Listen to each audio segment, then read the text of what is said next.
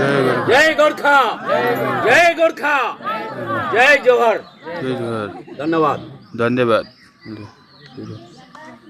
दोस्तों, सभा में उपस्थित हमारा वर्किंग प्रेसिडेंट चंचल चौहान जी, हमारा यूनिट सेक्रेटरी अनिल भाई और हमारे प्रेसिडेंट, जितने भी संगठन के हमारे पदाधिकारी सदस्य और कुटुंब चाय बागान के जितने भी कर्मचारी, हमारा एसोसिएशन का जो भी है, सभी को मेरा नमस्कार, प्रणाम। मैंने इसके पहले भी 2 बार आ चुके हैं, मैनेजर से बात भी किया था और उनको एक पत्र भी सारा बात करके गया था, ये पत्र भी दिया हुआ है। ये कोई चोरी छुपे बात नहीं है। हम लोग ये पत्र लिख के उनको अवगत कराए थे कि हमारा जितने भी पुराना खाता है, जो आप ज्वाइनिंग किसी का 2007 में है, 5 में है, तो वो दिखा रहा है 2022 में। सारा गड़बड़ किया हुआ है मैनेजमेंट, कुटुंब का मैनेजमेंट जो गड़बड़ किया हुआ है। ज्वाइनिंग किसी दिन है, वो दिखा रहा है किसी दिन। तो मैं बोला ये सब नहीं होगा, आपको पुराना खाता दिखाना होगा और मेंटेन करना होगा, क्योंकि आप जान रहे हैं इन्होंने इतने साल से बागान में काम कर रहा है और आप दिखा रहे हैं ऐसे, ये तो नहीं चलेगा ना। तो ये सबसे पहले ये खाता ठीक करना पड़ेगा। हम दूसरा हमारा डिमांड था, जो भी आपका सदस्य मेरा जो रिटायर कर गया, तो उसको तो समय पर ग्रेच्युटी पीएफ मिलना चाहिए कि नहीं? चाहिए। तो मैंने उसका भी डिमांड किया, कोई तो गलत नहीं किया। मैंने बोला उसका भाई पेमेंट क्लियर करना होगा, क्योंकि वो रिटायर कर गया। चाय बागान में क्या है, जब रिटायर करके घर पहुंचेगा, अपना बाल बच्चा का किसी को बेटा बेटी को शादी देगा, या घर में भी एक घर भी रूम भी बनाएगा, कमरा भी बनाएगा, तो वही तो पीएफ का ही तो आशा है, और तो कुछ नहीं है ना। तो वो पीएफ से जो भी हमारा पेंशन वगैरह जो भी मिलेगा तो वही पीएफ है।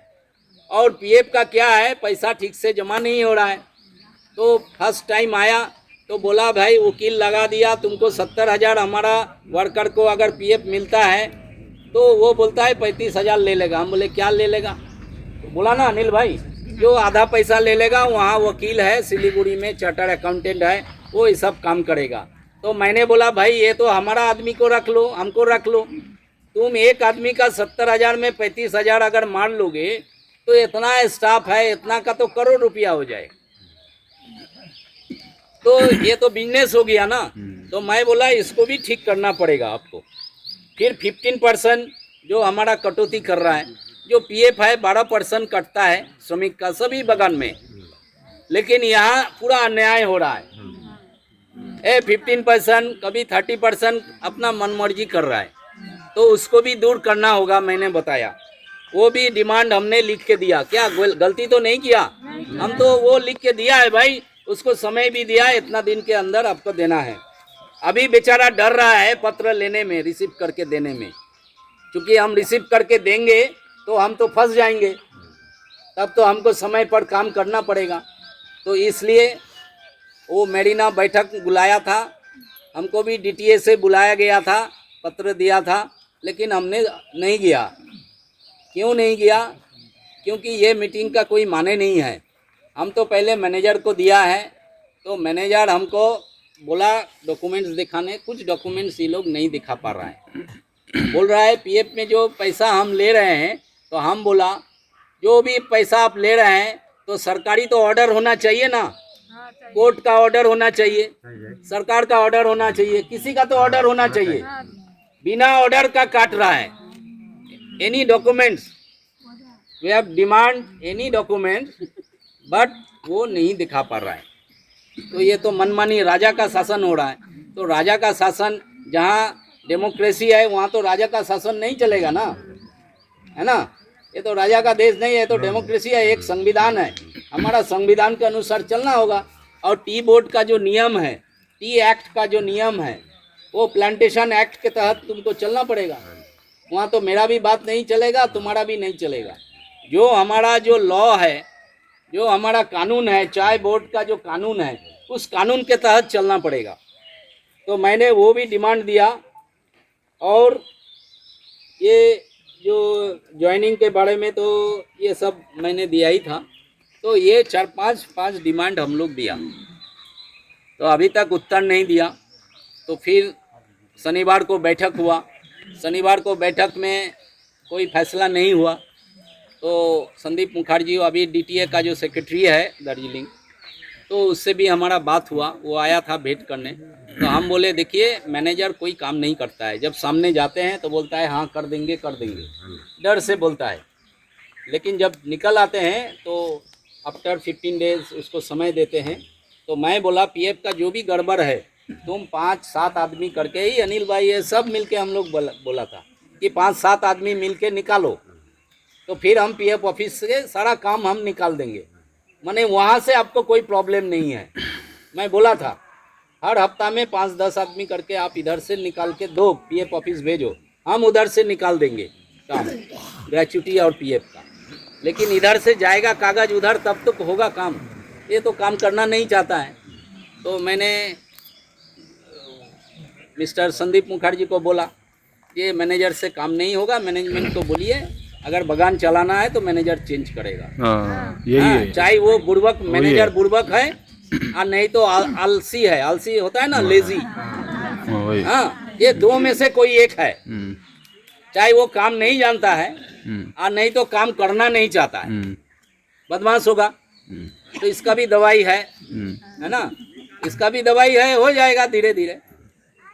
तो ये हम बोले संदीप मुखर्जी को ये आपको तय करना है, बाद में नहीं बोलिएगा।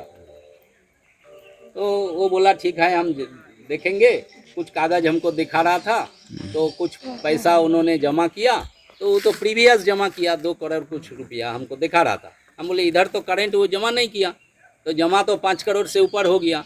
अब पैसा जमा नहीं होगा टाइमली, पीएफ ऑफिस वो पीएफ देगा नहीं देगा ना, तो फॉल्ट हो जाएगा ना। तो फिर जब उस 5 साल में, हर 2 साल में, हर साल तो रिटायर करते चला जाएगा, तो उसको तो पैसा मिलेगा ही नहीं। तो इसलिए हम लोग तय किया है कि इसको अभी समाधान करेंगे और वो अभी उसको लेना पड़ेगा चिट्ठी, है ना। अभी हम रिसीव कराएंगे, नहीं तो बोलेंगे भाई ताला मारो ऑफिस, है ना, जाओ छुट्टी मनाओ। रेजिग्नेशन देना चाहिए, नहीं तो उसको काम छोड़ के जाना पड़ेगा, दूसरा आएगा ना काम करने के लिए। तो अभी वो अगर नहीं आता है तो हमको उसका बंगलो घेराव करेंगे, ठीक है, हम लोग चलेंगे। अभी अगर रिसीव वो नहीं देता है तो अभी बंद करेंगे हम लोग। जी यही है, मांगी है। क्या मजा है, काम नहीं करेगा ऑफिस, नाम के वास्ते ऑफिस नहीं चलने देगा। डेमोक्रेसी को अपने हाथ में नहीं ले सकता है कोई। तुम्हारा जो काम है ऑफिस बाबू का, ऑफिस करना पड़ेगा। यहाँ मैनेजर का, मालिक का दलाली नहीं चलेगा, सीधी सी बात है। प्लांटेशन एक्ट के तहत, टी बोर्ड का एक्ट के तहत उसको काम करना पड़ेगा, सीधी सी बात है। हमने ज़्यादा भाषण देने नहीं आया, हम कोई राजनीतिक व्यक्ति भी नहीं है, हम ट्रेड यूनियन करता है। हम लॉ के अनुसार चलेगा, लॉ जो बोलेगा हम वो करेगा, न खाएगा न किसी को खाने देगा, सीधी सी बात है। यहाँ से आज हम पत्र देके, अनिल भाई आप अभी पत्र जो भी है चलिए ऑफिस में अभी जाएंगे और ऑफिस में हम अभी रिसीव करा के देंगे। कौन रिसीव नहीं करता है हम देखेगा ऑफिस में। हाँ, इसका कितना बड़ा कलेजा है। चलिए अभी का अभी चलिए, ज़्यादा भाषण नहीं देना है हमको, क्षमा कीजिएगा, हमारा बोलने का स्टाइल अलग है। हम काम को पसंद करते हैं, हम भाषणबाजी ज़्यादा नहीं करेगा। आपको यहाँ भाषण देने नहीं आया, आप भूखा है और हम भाषण देगा नहीं चलेगा, ये सब काम करना पड़ेगा। आप अगर हमको साथ देते हैं हम काम करके दिखाएगा। हम वचन दिया पीएफ हम ठीक करके रहेगा, ये पीएफ में ये पैसा का गड़बड़ी सब दूर करेगा। आप बोला ना नहीं, देख्न सक्नुहुन्छ दर्शकबिन, अब चाहिँ जति पनि प्रब्लमहरू छ हैन, अब त्यो प्रब्लम चाहिँ अब यहाँको म्यानेजरले चाहिँ ह्यान्डओभर लिनु खोजेको छैन हैन। अन्त त्यही भएर चाहिँ उहाँनिर चाहिँ अब कसरी चाहिँ ह्यान्डओभर गराउँछ अब त्यो चाहिँ अब तपाईँहरू देख्न सक्नुहुन्छ है। हेर्नुहोस् मैं